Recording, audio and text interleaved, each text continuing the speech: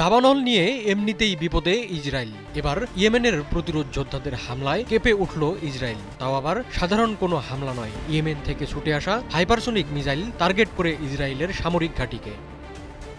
বেজে ওঠে সাইরেন, জীবন বাঁচাতে প্রাণপণে ছুটোছুটি শুরু করে দিশেহারা ইসরায়েলিরা। যেখানে F-16 যুদ্ধবিমান সহ দখল অভিযানে ব্যবহৃত অন্যান্য বিমান রাখা ছিল। যুক্তরাষ্ট্র ও ইসরায়েলের আগ্রাসনের বিরুদ্ধে ইয়েমেন যে মধ্যপ্রাচ্য রক্ষায় শেষ পর্যন্ত লড়ে যাবে, সে বার্তাই দিল এই হামলার মাধ্যমে।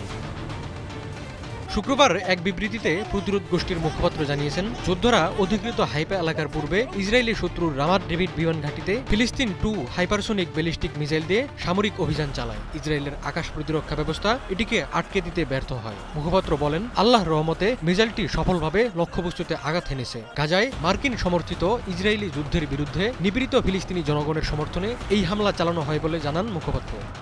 ইরানের প্রেস টিভি জানিয়েছে, শুক্রবার ভোরে হাইফা শহর সহ অধিকৃত অঞ্চলের উত্তর অংশের বিশাল অংশে সাইরেন বেজে ওঠে। বিমান হামলার সাইরেন বাজানোর পর আশ্রয়কেন্দ্রে দৌড়ে যাওয়ার সময় একজন ইসরায়েলি আহত হয়েছেন। গাদিজ বসতির কাছে মিসাইলের টুকরো পড়ে থাকতে দেখা যায়। ইসরায়েলি সংবাদ মাধ্যমের বরাত দিয়ে প্রেস টিভি জানিয়েছে, হামলার কারণে বেন গুরিয়ন আন্তর্জাতিক বিমানবন্দরে বেশ কয়েকটি ফ্লাইট স্থগিত করা হয়েছে।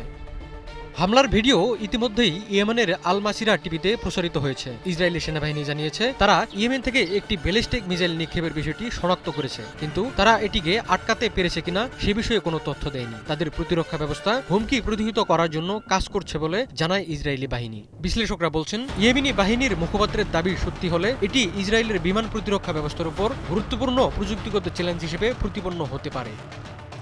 উত্তর ইসরায়েলের হাইফার পূর্বে অবস্থিত রামাত দাভিদ বিমান ঘাঁটি ইসরায়েলের বিমান বাহিনীর অন্যতম প্রাচীন ও কৌশলগত ঘাঁটি। এখানে F-16 যুদ্ধবিমান সহ অন্যান্য বিমান রাখা হয়েছে, যেগুলো বিভিন্ন অভিযানের জন্য ব্যবহৃত হয়, বিশেষ করে উত্তর ফ্রন্টে লেবানন ও সিরিয়ার বিরুদ্ধে। এই ঘাঁটিতে সরাসরি হামলা হলে তা ইয়েমেনের প্রতিরোধ যোদ্ধাদের ইসরায়েলি প্রতিরক্ষা স্থাপনার গভীরে পৌঁছানোর সক্ষমতার বার্তা দেয়।